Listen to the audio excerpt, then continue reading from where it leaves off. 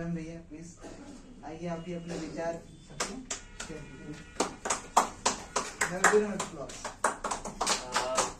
मेरा नाम स्वयं है।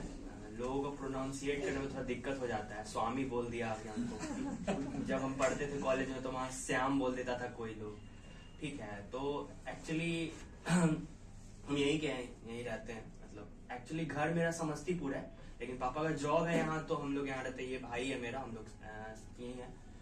तो 2017 में 10th किए थे यहाँ। एक एसडी पब्लिक स्कूल है, पता होगा कुछ लोगों को। तो 2017 में 10th किए वहां से। तो हमारे स्कूल में ना 10th में कोचिंग वाला सब आता था, ठीक है। यहाँ के उस समय ऑनलाइन जैसा कुछ था ही नहीं, प्री लॉकडाउन पीरियड था, कभी लॉकडाउन आया नहीं, तो उतना ऑनलाइन का क्रेज नहीं था, कोई जानता भी नहीं था अनअकैडमी क्या है, फिजिक्स वाला क्या है। तो कोचिंग वाला का बहुत उस समय चलता था। मेंटोर्स हो गया, गोल हो गया, फिर से फिटजी होता था उस समय, आकाश हो गया। तो ये सारा कोचिंग वाला हमारे स्कूल आया था टेस्ट लेने के लिए, है ना, कि हाँ यहाँ टेस्ट लेंगे, यहाँ पे आप जैसा परफॉर्म करेंगे उस हिसाब से आपको स्कॉलरशिप देंगे। तो 11th-12th में तो वहां से आइडिया लगा, अच्छा ठीक है 11th-12th होता है, वहाँ मैथ और एक बायोलॉजी, अगर साइंस लेना है आपको तो मैथ और बायोलॉजी ले सकते हैं, पीसीएम और पीसीबी। और फिर कॉमर्स और आर्ट्स हो गया, तो उधर कभी ध्यान था ही नहीं। तो 9-10 से क्योंकि मैथ अच्छा था मेरा, बहुत अच्छा था, मैथ में हमेशा टॉप ही करते थे। बायोलॉजी का भी ध्यान ही नहीं दिया मेरा, बायोलॉजी हम पढ़ते भी नहीं थे उतने अच्छे से, और 9-10 का बात कर रहे हैं। लेकिन फिर 10th में हुआ क्या, आया कोचिंग वाला, तो दिए तो अच्छा है, कोई 85% स्कॉलरशिप दे रहा है, कोई 90% दे रहा है। उस समय मेंटर्स का भी एक एग्जाम हुआ था, मीटर करके एग्जाम अभी भी होता है, ठीक है। तो मीटर का एग्जाम दिए थे, उसमें 100% स्कॉलरशिप दिया हमको, ठीक है। बस बोला है कि एक नॉमिनल फी लगेगा आपका, जो आपको नोट्स वगैरह प्रोवाइड किया जाएगा, टेस्ट सीरीज वगैरह प्रोवाइड किया जाएगा, उसका फीस लगेगा, बाकी जो एक्चुअल फीस है वो नहीं लगेगा आपका। तो आराम से हो गया था उसमें मेरा। लेकिन सोचे नहीं थे अभी एडमिशन लेना, क्योंकि 10th में ही थे, 10th में एग्जाम दिए तो 10th में ही स्कॉलरशिप मिल गया था। वे 10th पास भी नहीं किए थे, बोर्ड्स का एग्जाम नहीं हुआ था उस समय, डिसाइड भी नहीं किए थे कि साइंस लेना है, इतना पता था, लेकिन मैथ लेना है या बायोलॉजी लेना है ये डिसाइडेड नहीं था। साइंस में इंटरेस्ट था, फिजिक्स केमिस्ट्री ही लेना था। तो फिर भैया लोग थे, आज तक पूरे फैमिली में कोई लिया ही नहीं बायोलॉजी, सब मैथ स्ट्रीम से ही थे सब लोग। कुछ लोग बीटेक किए, कुछ लोग पॉलिटेक्निक किए, लेकिन मैथ से ही थे।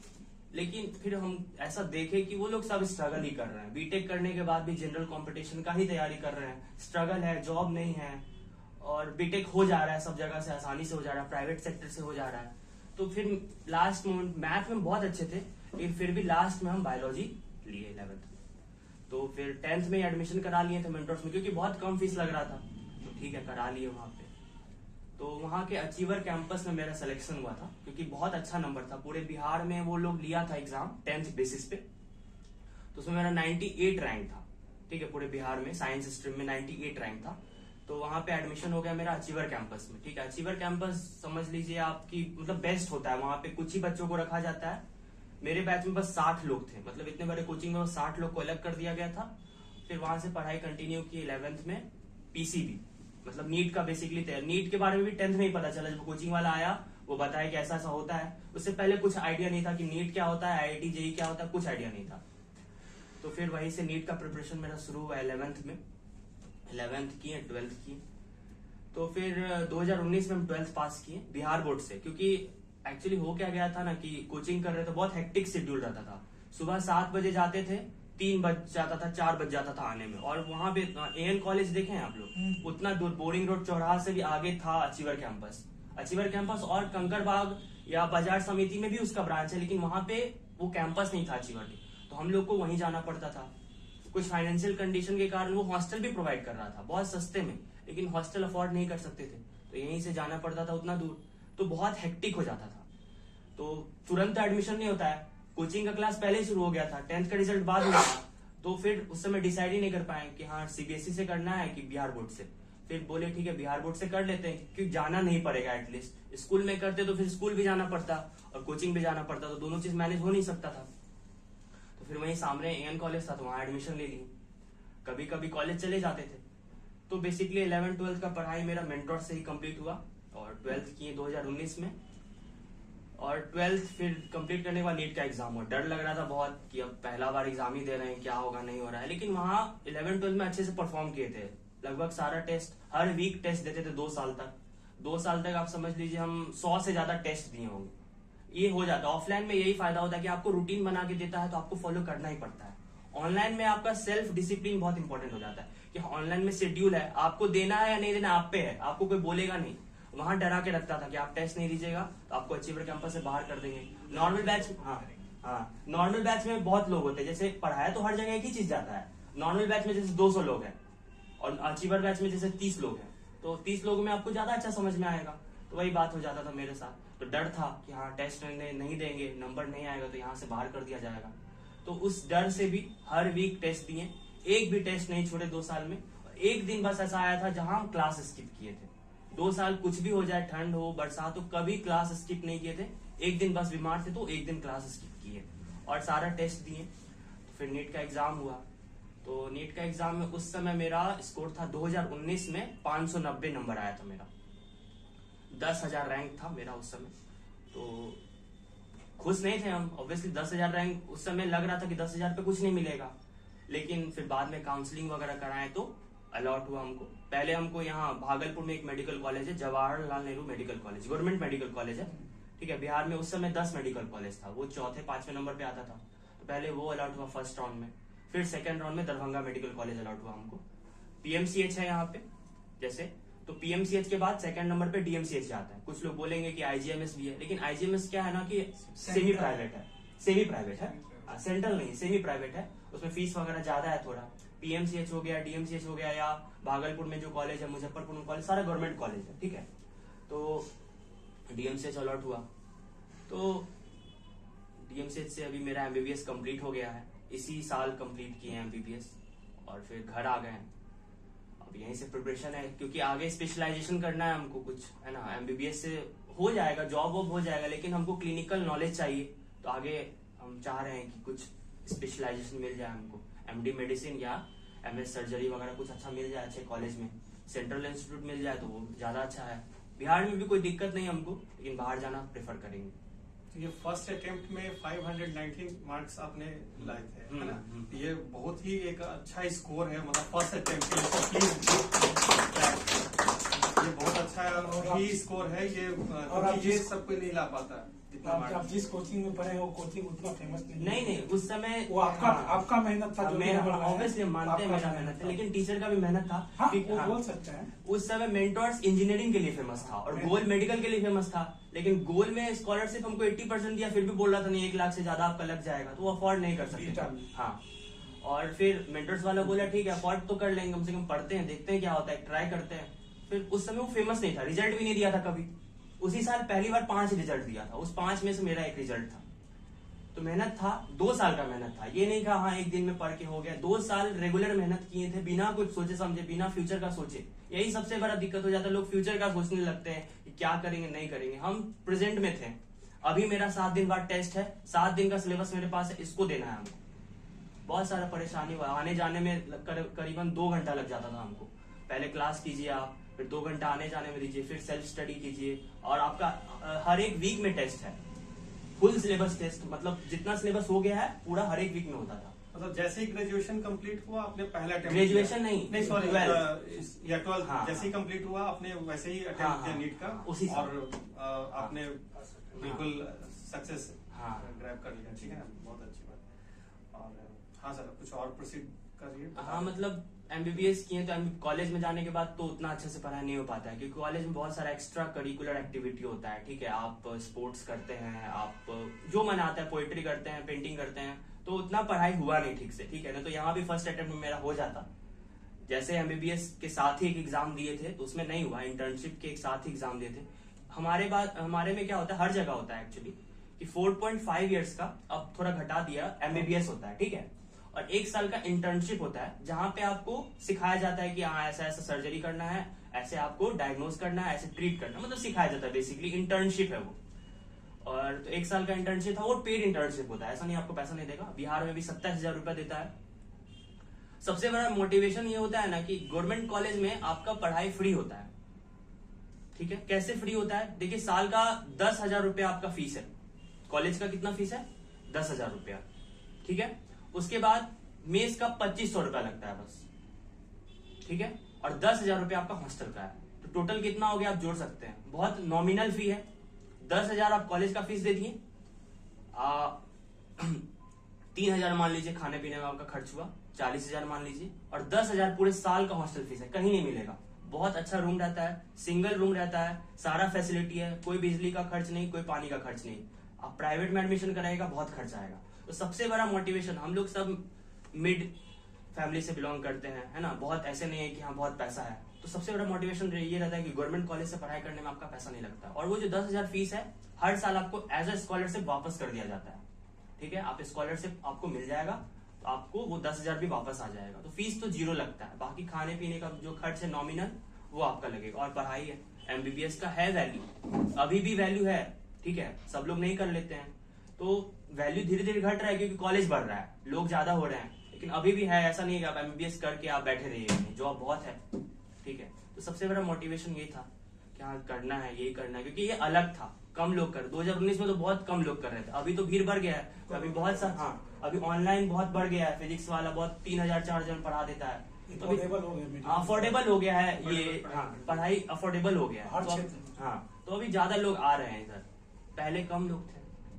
तो मेरा तो हो गया है, अब तुम लोग करना है करो, मेरा तो क्लियर, यहाँ से बस पीजी करना है, फिर तो सिक्योर हो जाएंगे। सर न्यू नीट स्टूडेंट के लिए आप क्या बताना चाहते हैं, वो जल्दी से इस तरीके से प्रिपरेशन करें, मतलब क्या स्ट्रेटजी अपनाएं कि मतलब इनका प्रिपरेशन इजी हो जाए? देखिए मेरा जब हम प्रिपेयर करते थे तो होता था, डिस्ट्रैक्शन होता है, हम लोग का एज भी है डिस्ट्रैक्शन वाला। अब ऐसा है कि मैच्योरिटी आ जाएगा पूरा अच्छे से, 16-17 जब प्रिपेयर 11-12 में होते हैं हम लोग, तो 16-17 साल के होते हैं, उस समय नया नया दुनिया देखते हैं भाई, घर से पहली बार बाहर निकल रहे हैं, पूरा पटना क्रॉस करके आप कोचिंग जा रहे हैं, तो obviously you will be distracted.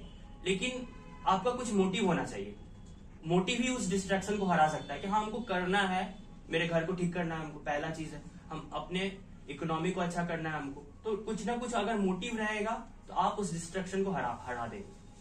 दूसरा चीज ये कि दिमाग में दो चीज होती है, या एक पॉजिटिव चीज जो आपको प्रिपरेशन में हेल्प करेगी, एक नेगेटिव चीज जो आपको उससे दूर करेगी।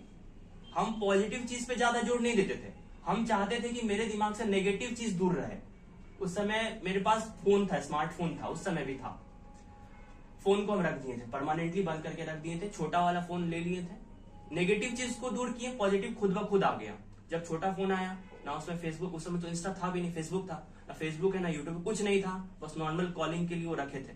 तो नेगेटिव चीज दूर हो गया, तो अपने आप पढ़ने पढ़ाई के लिए टाइम ज्यादा मिल गया, डिस्ट्रैक्शन कम हो गया मेरा। तो अभी भी हम बोलेंगे कि अभी तो बहुत कुछ डिस्ट्रैक्शन है, जब से ऑनलाइन और सोशल मीडिया ये सब हो गया है, ऑनलाइन पढ़ते हैं लोग, पढ़ते पढ़ते, अभी सर बोल रहे थे पढ़ते पढ़ते रील्स देखने लग जाते हैं लोग। तो हम यही बोलेंगे, जब तक आप प्रिपेयर कर रहे हैं किसी चीज के लिए, आप सोशल मीडिया से एटलीस्ट दूर रहिए। पढ़ाई के लिए आप यूज कीजिए ऑनलाइन प्लेटफॉर्म, लेकिन इंस्टाग्राम हो गया, फेसबुक हो गया, आप बिल्कुल हटा के रखिए उसको, आप उसके साथ क्रैक नहीं कर सकते हैं। कुछ लोग हैं जो इंस्टाग्राम चलाते चलाते क्रैक कर लेते हैं, लेकिन 90% नहीं कर सकते हैं आप, आपको हटा के रखना होगा, आपको सोशल मीडिया से दूर रहना होगा, दोस्त नहीं बनाने होंगे। ठीक है, 11th 12th 10th के जितने दोस्त हम बात करना बंद कर दिए थे सबसे, क्योंकि बात करते बोलता भाई चलो चाय पीने चलो, 1 घंटा उधर चला, अब तो मना भी नहीं कर सकते, दोस्त है कैसे बोल दे कि नहीं पीने आएंगे भाई, पढ़ना है हमको। तो ये सब था कि नहीं भाई अभी बात नहीं कर सकते हैं, करेंगे बात। 2 साल बाद फिर से यूनाइट हुए तो सब खुश भी हुआ, चलो डॉक्टर बन गया। मेरे पूरे स्कूल में कोई डॉक्टर नहीं बना था आज तक, छोटा सा स्कूल है कुम्हरार में, कोई बड़ा स्कूल है भी नहीं, तो पूरे स्कूल में कोई डॉक्टर नहीं बना था, वहां का प्रिंसिपल भी खुश, मेरा दोस्त लोग भी खुश, चलो बात नहीं किया कम से कम, लेकिन आज डॉक्टर तो है, आज कंसल्ट तो कर सकते हैं ना इससे, अब तो अच्छे से बात कर सकते हैं ना। तो वही है, आप दोस्ती को टाइम नहीं दीजिए ज्यादा, सोशल मीडिया हटा के रखिए, नेगेटिव चीज जैसे हट जाएगा ना, खुद में खुद पढ़ाई होने लगेगा। सबके पास दिमाग उतना ही है, कुछ लोग उसको अच्छे से यूज कर लेते हैं, कुछ लोग नहीं करते। और बायोलॉजी में क्या होता है ना, रटना होता है थोड़ा, हम मानते हैं इस बात को, मैथ वाले थोड़े होते हैं इंटेलिजेंट, वो बना लेते हैं, हमारे में मेहनत बहुत करना होता है। आपको इंटेलिजेंट नहीं भी है, आप मेहनत कर रहे हो तो आपका हो जाएगा। अब जेई का तैयारी करने जाइएगा तो आपको मेहनत भी चाहिए, इंटेलिजेंसी भी चाहिए, लेकिन हमारे में मेहनत ज्यादा है, बिना मेहनत के नहीं हो पाएगा। आपको पढ़ना, आपको बैठना ही पड़ेगा 10 घंटा, और कोई ऑप्शन नहीं, आप 1 घंटा में पढ़ लीजिएगा, ऐसा नहीं हो सकता है। तो वही सब चीज है, और कोई क्वेश्चन है तो पूछ सकते हैं। कॉलेज के टाइम पे स्टडी कैसे मैनेज किए थे? कॉलेज जाते ही नहीं थे, MBBS का बात कर रहे हो। मतलब वही बोले ना, हम रिपीट भी किए थे कि एक बार कॉलेज चले गए ना तो थोड़ा सेटलमेंट आ जाता है, सिक्योर हैं। अब नहीं भी थोड़ा पढ़ रहे हैं तो पढ़ लेंगे। पढ़ के आए हैं, एक एग्जाम जब क्रैक कर लोगे ना तुम, 16 लाख बच्चा एग्जाम दिया तो मेरा 10,000 रहेगा, तो कॉन्फिडेंस तो रहेगा ना जी। हम 15 लाख बच्चों को, मतलब 15,90,000 बच्चों को हरा के यहाँ आए हैं, आई कैन डू इट। तो तुम चिल भी हो सकते हो, थोड़ा फन भी कर सकते हो, और करना भी चाहिए ना। कैसे डेवलपमेंट होगा? सिर्फ पढ़ के जिंदगी कटेगा नहीं ना। तो कॉलेज में जाने के बाद तुम पढ़ाई का टेंशन नहीं लो, वो हो जाएगा। पहले कॉलेज जाने का टेंशन लो।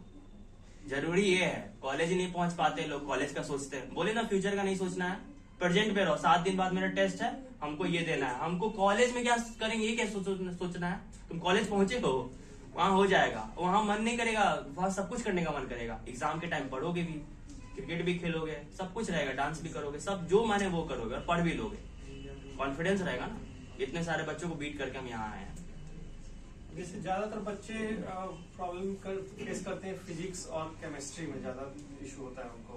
तो ये मतलब प्रायोरिटी कैसे सेट करें बच्चे की? मतलब अगर फिजिक्स में प्रॉब्लम है या केमिस्ट्री में प्रॉब्लम हो रहा है, तो जैसे कुछ बच्चे होता है कि इग्नोर कर देते हैं कि नहीं पहले ये नहीं बन रहा, हमसे साइड कर दो, ये अभी इसको देखते हैं थोड़ा सा। लेकिन उसको कैसे इम्प्रूव करें वो फिजिक्स और केमिस्ट्री को? थोड़ा सा बच्चे की मतलब क्या बुक रेफरेंस करें उसको और थोड़ा सा इम्प्रूव करने के लिए?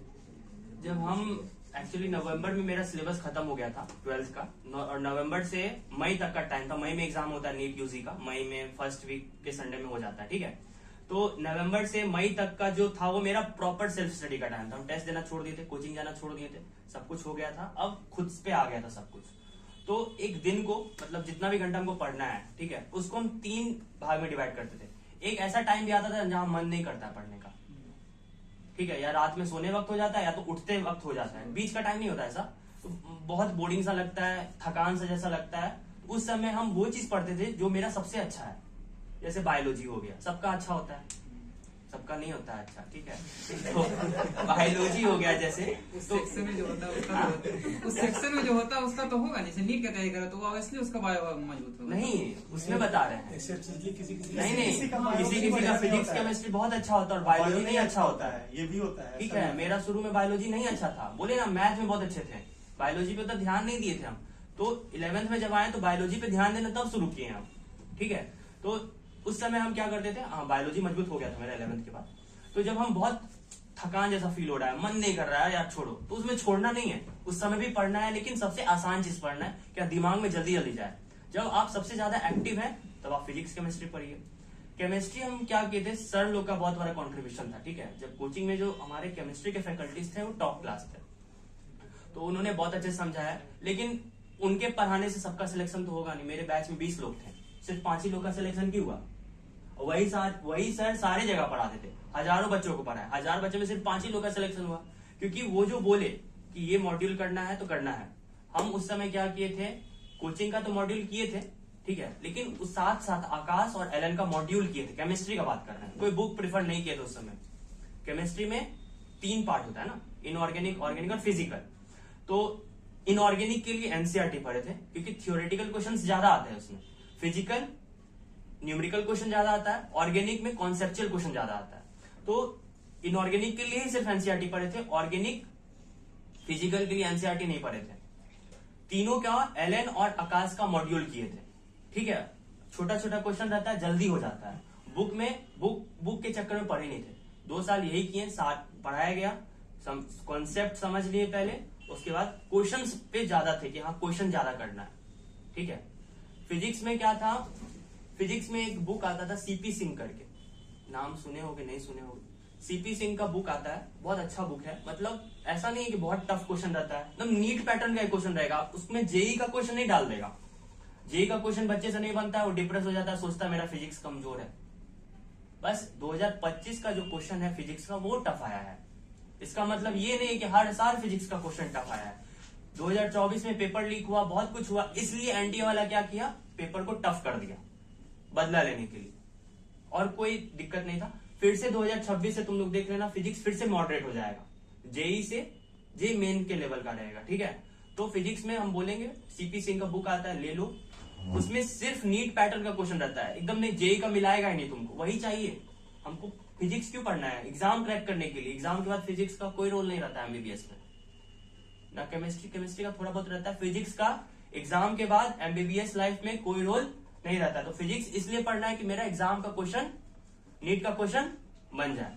तो आप नीट पैटर्न पे बनाइए ना। आप क्यों जेई मेन का जा रहे हैं बनाने के लिए? वो क्वेश्चन का लेवल भी पूछेगा नहीं आपसे, वैसा क्वेश्चन आपसे नहीं पूछेगा। बच्चा यही गलती करता है, ओवर स्मार्ट बनता है। हम मेन का बना के जाएंगे, आपका मेन का नहीं बनेगा, कॉन्फिडेंस टूटेगा, उस चक्कर में बायोलॉजी भी नहीं पढ़ेंगे, सिलेक्शन तो दूर का बात है। तो आप नीट पैटर्न, नीट का तैयारी कर रहे हैं, सब कुछ आप नीट पैटर्न पे कीजिए, ठीक है। फिजिक्स में आपको नहीं जाना है उतना दूर, आप बेसिक क्वेश्चन बनाइए, बस बनाते रहिए, ठीक है। तो ये चीज बहुत इंपॉर्टेंट है, इसको ध्यान रखिएगा, ठीक है ना, जो भी नेट के लिए प्रिपरेशन कर रहे हैं। और सब प्रीवियस ईयर्स जितने क्वेश्चंस जैसे होते हैं, बच्चे अटेम्प्ट करते हैं एमसीक्यू के लिए, जैसे जो भी है, तो प्रीवियस ईयर क्वेश्चंस को किस तरीके से देखें कि मतलब एक पैटर्न होता होगा ना कि ये इस ईयर से आ रहा है, तो अभी फिर कब तक का प्रिपेयर करेगा तो आदमी। देखिए सब बोलता है ना कि आप 15 साल का पीवाईक्यू कर लीजिए।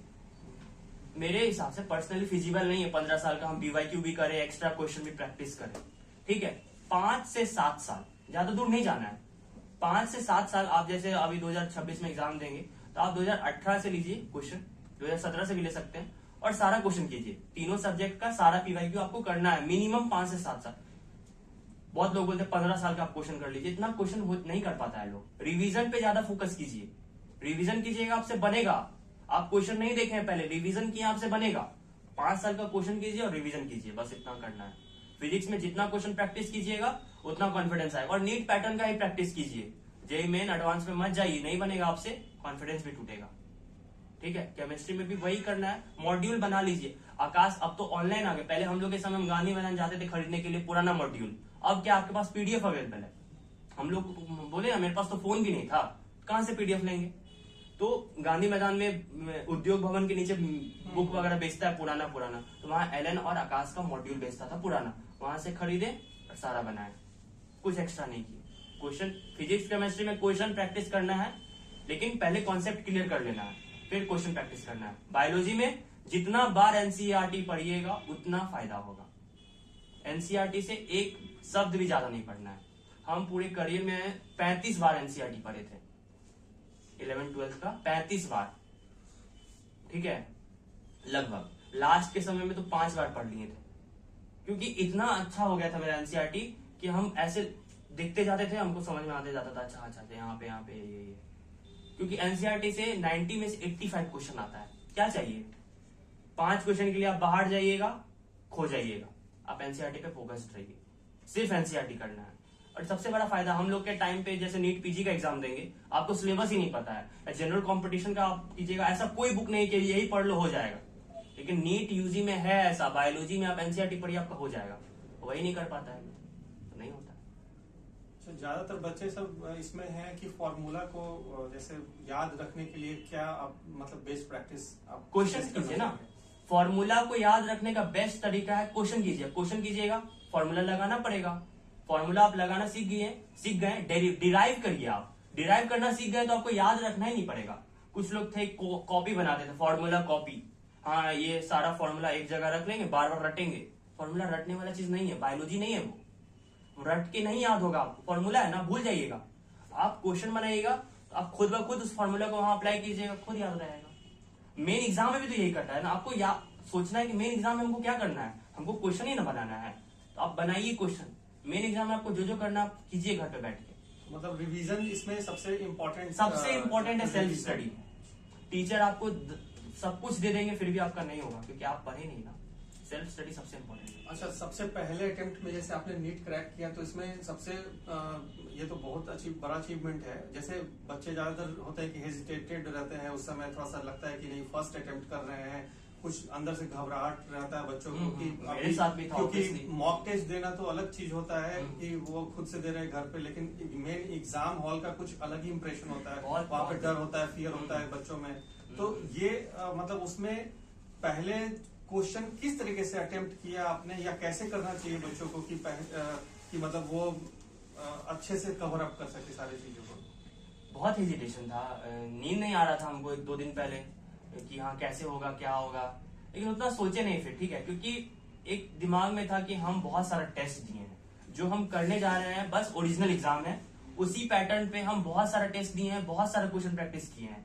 सबसे बड़ा कॉन्फिडेंस वहीं से आ जाएगा आपको कि हम कर चुके हैं ये चीज, हम टेस्ट में नंबर लाए हैं जितना चाहिए हमको, तो आप करते जाइए। और एक दिन पहले क्या था ना कि माइंड मेकअप बहुत जरूरी होता है, आप सोएंगे नहीं, नींद नहीं आएगा तो एग्जाम खराब हो जाएगा। एक दिन पहले हम कुछ खास पढ़े भी नहीं थे, खुद को टाइम दिए, अपने माइंड को टाइम दिए कि हाँ कर लेगा तुम, नहीं होगा तो कोई बात नहीं, पहला ही अटेम्प्ट है, ये भी सोचना होता है कई बार। तो ऐसा नहीं कि हम पढ़े जा रहे एग्जाम से पहले पढ़े जा रहे, नहीं, एक दिन पहले हम पढ़ाई छोड़ दिए थे, आराम से टाइम दिए खुद को। 11 बजे चले गए बेड पे, भले ही नींद नहीं आया, 11 बजे बेड पे चले गए थे, आराम से 12 बजे तक नींद आ गया था, फिर सो गए। तो एक दिन पहले एकदम प्रेशर नहीं लेना है, आप नहीं होगा तो नहीं होगा, इतना दिन से आप कर रहे हैं, नहीं होगा तो नहीं, एक दिन पढ़ के आप कुछ नहीं कर लीजिएगा। तो उस एग्जाम से पहले आप अपने आप को टाइम दीजिए, सबसे ज्यादा जरूरी यही हो जाता है। गाइडेड थे या फिर कोई आपको गाइड किया? नहीं, कोई बोले ना डॉक्टर था ही नहीं, अच्छा। पूरे फैमिली में भी कोई डॉक्टर नहीं था, ज्यादातर इंजीनियर बीटेक थे। गाइड किए मेरे सर लोग थे जो अच्छा। कोचिंग में फेस टू फेस होता था, सबसे बड़ा फायदा यही होता है ऑफलाइन हमारा कोचिंग। ये जो अच्छा लगता है, Self-motivation 16-17 ईयर्स के बच्चे होते हैं जो भी हाँ। 12th एग्जाम देते हैं, जो भी, हाँ, हाँ। तो मेंटली प्रिपेयर्ड कैसे रहेंगे वो लोग? जैसे कि हमारे भी छोटी छोटी बहन लोग वो लोग की हाँ। नीट का तैयारी की, लेकिन मेंटली क्या होता है कि लाइब्रेरी गई आई, हाँ। लेकिन नहीं हो पाया। हाँ, हाँ। तो 24 वाला लीक हुआ था पेपर, 25 में बोले क्वेश्चन हार्ड हो गया था। हाँ। तो मेंटली मतलब कि कैसे खुद को करे कि ये जो हो जाए कि थोड़ा मेंटली रहे, ये कैसे करना होता है? मेरे टाइम पे क्या था ना कि ऑफलाइन एक इन्वायरमेंट बन गया था, जैसे 20 लोग थे हम लोग, पीयर प्रेशर बहुत हाँ, था। एक चीज और की जैसे कि क्या है कि ऑनलाइन क्लासेस कर हाँ, ली है तो हाँ। दिक्कत, तो अगर इसको क्रैक करना हो कि अब ठीक है 2 बार अटेम्प्ट मार चुके हैं तो तीसरे बार करें, तो मतलब क्या करें खुद को नीट वाले स्टूडेंट पे मेनली?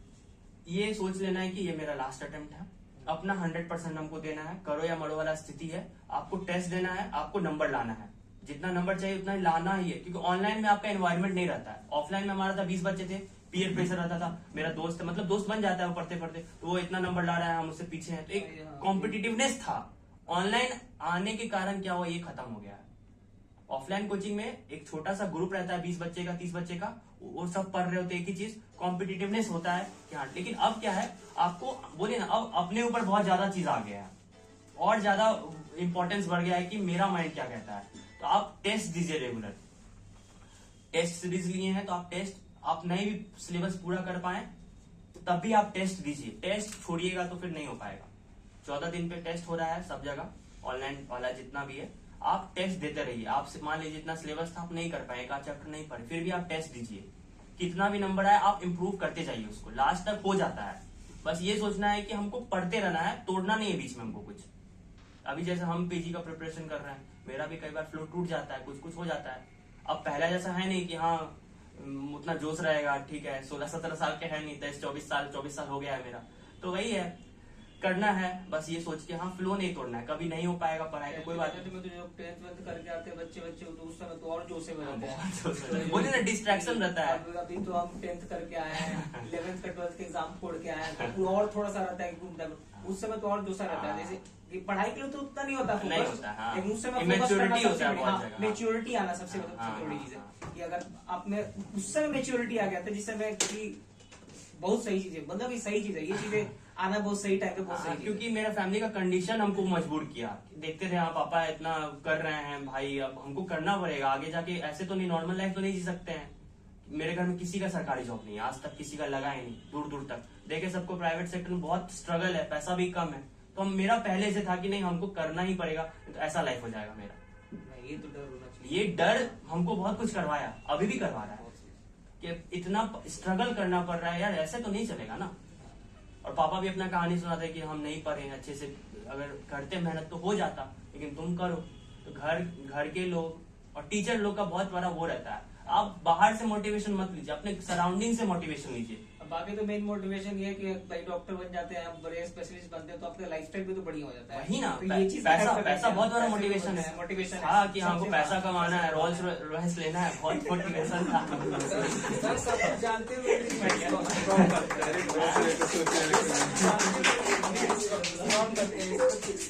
क्या करते हैं ये सब जानते हुए भी, रील स्क्रॉल सब कोई करता है। हाँ कैसे अरे देखो वो तो ह्यूमन माइंड है ना भाई, ह्यूमन माइंड बोलेगा हमको करना है, बोलेगा ठीक है कर लेना बाद में, अभी कर चला लो रही, तो वही तो खेल है मेन। आपको बाहर का कंपटीशन ही, आपका कंपटीशन आप खुद है, सही बात। ठीक है। आपका ये सामने वाला कंपटीशन हो ही नहीं सकता है।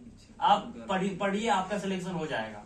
ये जो बोलते हैं ना लोग, जैसे सर बताए ना कि एक माइलस्टोन एक इन्होंने अचीव कर लिया है, एक माइलस्टोन अचीव कर लिया इन्होंने, है ना। अब रह गया कि जैसे बताया ना लोग कि ठीक है पहले जैसा वाला उनको ये फ्लो अब नहीं रहेगा, क्योंकि जैसे से एज पढ़ने का मन कम करता है, थोड़ा सा कितना साल डिस्ट्रैक्शन तो इसलिए कि होता है, रिस्पॉन्सिबिलिटीज अलग भी आती कॉन्फिडेंस हैं। लेवल भी वो नहीं रहता है जो हाँ, कुछ रिस्पॉन्सिबिलिटीज भी आ जाती हैं, कुछ डिस्ट्रैक्शन भी होता है, तो ये सब चीजें होती हैं, नो डाउट। मुझे ही देख लो, अब आज की डेट में अब जैसे उम्र 48 के आसपास हो गया, मेरा भी एज तो अराउंड अब मैं भी बहुत सारी चीजों को सोचता हूँ कि स्किल्स सेट मैं भी इम्प्रूव करूं। मैं सॉफ्टवेयर इंजीनियर हूँ, लेकिन लगता है कि नहीं ठीक है, क्या जरूरत है, मतलब पढ़ते हैं डिस्ट्रैक्शन होता है, डेफिनेटली होता है, फिर लगता है कि नहीं बच्चों पे थोड़ा सा ध्यान दे दो, ज्यादा बेस्ट है। अब अपने को क्या करना है, अपने को तो कुछ करना है नहीं, तो बच्चों को देख लो थोड़ा सा, इसको ज्यादा बेटर होगा। तो होता है एक एज सर्टेन के बाद सर्टेन डिस्ट्रैक्शन होता है, तो वो नो डाउट। काफी अच्छा रहा स्वयंसिद्ध जी यहाँ पे अपना पूरा एक्सपीरियंस और बहुत ही बेस्ट दिया इन्होंने अपना, ये जो बताया है इसको प्लीज फॉलो कीजिए, ठीक है ना।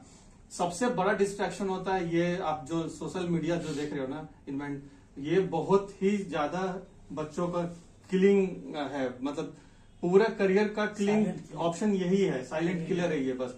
और बच्चे बिल्कुल भी एक्सेप्ट नहीं कर रहे इस चीज को कि नहीं मोबाइल है तो हमको चलाना है। तुम थोड़ा पीछे होके देखो ना, दिख नहीं रहे हो तुम, छुपा रहे हो फेस अपना, क्यों? खड़े हो जाओ। नीट के प्रिपरेशन कर रहे हो ना, तो फेस छुपाओ नहीं, थोड़ा हाईलाइटेड में रहो, ठीक है।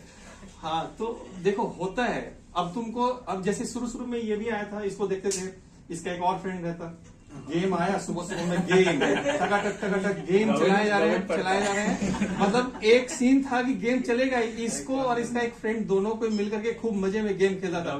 हम भी कहे कि अरे कुछ दिन तो देखे, चलो ठीक है कभी कभी, लेकिन फिर एक दिन मैंने इसको भी टोका कि बाबू घर से बोल के तो पढ़ने के लिए आते हो यहाँ पे, मेरा कुछ नहीं बिगड़ेगा, लेकिन तुम जो कर रहे हो, बोला था ना मैंने, ठीक है। तो ये मैंने भी सजेस्ट किया था इसको कि ठीक है घर से आते हो तुम पढ़ने के लिए, मम्मी पापा को तो ये लग रहा होगा कि घर में सबको लग रहा होगा कि तुम पढ़ने के लिए यहाँ पे आ रहे हो, बट तुम यहाँ पे जो गेम खेल रहे हो, लगातार खेले जा रहे हो, तुम दोनों दोस्त मिल करके, कोई कंपटीशन है भाई गेम में, इसको जीतना है क्या? नहीं ना, तो जो जिसपे हो उस पर थोड़ा सा फोकस करो। हाँ बिल्कुल, एज होता है डिस्ट्रैक्शन का, नो डाउट, लेकिन किसको धोखा दे रहे हैं? खुद को। यही टाइम है, 10 साल बाद पता चल जाता है। हाँ ये टाइम है, इसको सही, उस एनर्जी है तुम लोग के पास में अभी, वो एनर्जी को सही पोटेंशियल, एक सही डायरेक्शन दो कि उसको हम अचीव कर ले। एक बार अचीव कर लिया तो फिर उसके बाद फिर क्या है, ऐसा करो यार जिंदगी में, लाइक सर की तरह देखो, कोई ईयर वेस्ट नहीं किया इन्होंने, कोई ईयर वेस्ट नहीं हुआ, फर्स्ट अटेम्प्ट में क्लियर कर लिया डेफिनेटली। और आने वाले कुछ समय के बाद फिर देखना कि लाइफ स्टाइल, कभी मिलने के लिए अपॉइंटमेंट तक लेना पड़ेगा तुमको भी आने वाले समय में, है ना। अभी तो हम लोग डायरेक्टली फेस टू फेस बात कर रहे हैं, बट है ना, तो ये सब चीजें हैं जो कि मैटर करेगा कहीं ना कहीं। और डेफिनेटली इसमें से जितने भी पॉइंट्स हमने डाले हैं, स्वयंसिद्ध सर ने यहाँ पे बिल्कुल सारे पॉइंट्स को हाईलाइट कर दिया है। इसमें मुझे इसमें कुछ बताने की जरूरत ही नहीं कि स्ट्रॉन्ग बेसिक होना है, कंसिस्टेंसी की जरूरत है, टाइम मैनेजमेंट करोगे, मॉक टेस्ट या PYQ कैसे देना है, रिविजन साइकिल्स ये बहुत इंपॉर्टेंट है, ठीक है ना। एक्यूरेसी, स्पीड, ये तो मैटर करेगा ही। जब तुम PYQ दे रहे हो या फिर अपना कोई भी टेस्ट दे रहे हो, तो स्पीड एक्यूरेसी पे तो बिल्कुल ही मेंटेन करना पड़ेगा, नो डाउट कि नहीं। अगर वो नहीं कर रहे ना, तो प्रिपरेशन होने के बाद भी हो सकता है कि तुम क्लियर नहीं कर पाओ। क्यों सर, कैसा है? क्योंकि ये मेंटेन साथ में, अगर तुम्हारी तैयारी बहुत अच्छी है, लाख अच्छी है, लेकिन तुम इसको अगर नहीं मेंटेन कर रहे हो, because you have a limited time in NEET examination, चाहे कोई भी कंपटीशन एग्जाम हम दे रहे हैं, एक सर्टेन टाइम है। अगर हमने किसी फॉर्मूला के ऊपर में ज्यादा अटेम्प्ट टाइम दे दिया कि नहीं ये कर रहे हैं, अरे जिसमें ज्यादा टाइम अगर तुमको लग रहा है कि है, उसको मेरे समझ से सर लास्ट में अटेम्प्ट करना चाहिए, है ना। जो क्वेश्चन पहले आ रहा है गो थ्रू विद दैट, मतलब उसको पहले अटेम्प्ट करना है, छोड़ दो जिसमें कि ज्यादा टाइम लग रहा है, तो टाइम टेकिंग लग रहा है उसको बिल्कुल छोड़ दो, अटेम्प्ट करना है बाद में उसको, है ना सर। ये प्रोसेस होता है। मेरा क्या था ना कि पहले हम फोकस किया एक्यूरेसी पे, एक बार आपका क्वेश्चन सही होने लगे, कॉन्सेप्ट सही हो जाए, स्पीड अपने आप आ जाएगा, बनने लगेगा तो बनने ही लगेगा फिर। पहले आप एक्यूरेसी पे फोकस हो जाइए, नहीं हमको सही करने पे ज्यादा ध्यान देना है। शुरू से स्पीड पे फोकस कीजिएगा तो गलत होगा और नेगेटिव मार्किंग होता है नीट में। तो आप एक्यूरेसी पे फोकस कीजिए, कॉन्सेप्ट बिल्ड कीजिए, फॉर्मूला याद होने लगेगा, बन जाएगा। और नीट में कोई भी टेस्ट भी दे रहे हैं तो जो सबसे हल्का है आपको जो लगता है, जो सबसे आसान आपको जो लगता है, जिसमें आप सबसे मजबूत है, वो पहले अटेम्प्ट कीजिए। बहुत लोग बायोलॉजी से शुरू करते हैं, बायोलॉजी कीजिए, केमिस्ट्री कीजिए और लास्ट में टाइम बचा के फिजिक्स कीजिए। ठीक है, पहले हल्का हल्का चीज कर लीजिए। ये बहुत ही सही बात है और इन सब चीज पे फोकस करना होगा। डिसिप्लिन पे आपको फोकस करना पड़ेगा। सर ने बताया कि भाई हम दोस्तों से अपने दूर हो गए, अपना ठीक है ना, सोशल मीडिया से दूर हो गए, तो ये सब डिसिप्लिन और रूटीन एक बनाना पड़ेगा। फोकस और डिस्ट्रैक्शन फ्री स्टडी रखना होगा। आपको सेल्फ एनालिसिस भी करना बहुत जरूरी है। जैसे टाइम टू टाइम आपको आपसे खुद से एनालाइज करना होगा कि आप कितना आपने पढ़ाई किया, कितना आप उसमें सक्सेस रेट जा रहे हो। जैसे आप कोई इंस्टीट्यूट से भी जुड़े हुए हो तो वहां भी टेस्ट होता है, एग्जाम होता है प्रॉपर, है ना, टाइम टू टाइम लेते हैं वो लोग भी। तो उसमें भी आप खुद एनालिसिस कर सकते हो ना कि आपकी रैंकिंग कितनी आ रही है ना, वो स्कोर वो भी प्रोवाइड कराते हैं। तो ये जरूरी है। और बाकी मेंटल स्ट्रेंथ एंड पेशेंस तो होना ये भी बहुत जरूरी है। ठीक है ना। और सबसे ज्यादा जरूरी है कि राइट गाइडेंस आपको अगर मिल रहा है, जो कि यहाँ इस प्लेटफॉर्म के थ्रू आपको मिला, ये एक बहुत मायने रखता है। और हेल्दी लाइफ स्टाइल ये भी जरूरी है। ठीक है ना। जैसे कि सर ने बताया कि अच्छा नींद लेना बहुत जरूरी है। और लास्ट टाइम पे, एग्जाम के टाइम पे तो बिल्कुल स्ट्रेस लेना ही नहीं है। जो पढ़ा है तुमने, क्योंकि लास्ट टाइम में होता है क्या एग्जाम में, अरे ये छूट रहा है कुछ, थोड़ा सा ये थोड़ा सा लग रहा है, वो तो ठीक है, रिवाइज कर लो। अगर ये तुमने पहले किया होता तो तुम्हें लास्ट टाइम में ये हरी दिखाने की जरूरत नहीं होती कि मतलब है ना कि इस तरीके से। तो वो बहुत ज्यादा काम रहने की जरूरत है उस टाइम पे। पेशेंस रखना बहुत जरूरी है लास्ट अटेम्प्ट में। ठीक है ना। कि एग्जाम का डेट आज है तो चलो अब पढ़ते हैं, थोड़ा सा देख लेते हैं, कुछ और रिवाइज कर लेते हैं, नहीं, वो और हौच पौच कर देगा आपको थोड़ा सा, मतलब एक तरीके से कुछ ना कुछ प्रॉब्लम ही करेगा। तो जो आपने पहले पढ़ा हुआ है ना बीते दिनों में, तो वही सब सारे माइंड में आपके आएगा और वही ज्यादा काम करेगा, आई थिंक डेफिनेटली। तो ये सब चीजें पे आप लोग सब फोकस कीजिए। ठीक है इस पे। और काफी अच्छा रहा सर, आपने इतना कीमती टाइम दिया आपने। ठीक है ना, इस बच्चों को तो प्लीज सो मच। और चलो बाकी सारे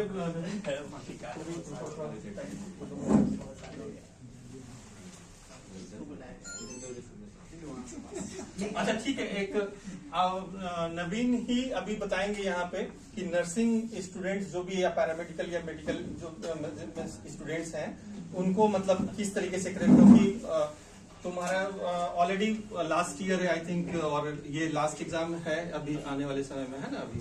तो ये देने के बाद फिर इसका भी अपना कुछ सर्टेन कुछ करियर ग्रोथ इसने सोच रखा है कि कैसे करना है, नहीं करना है।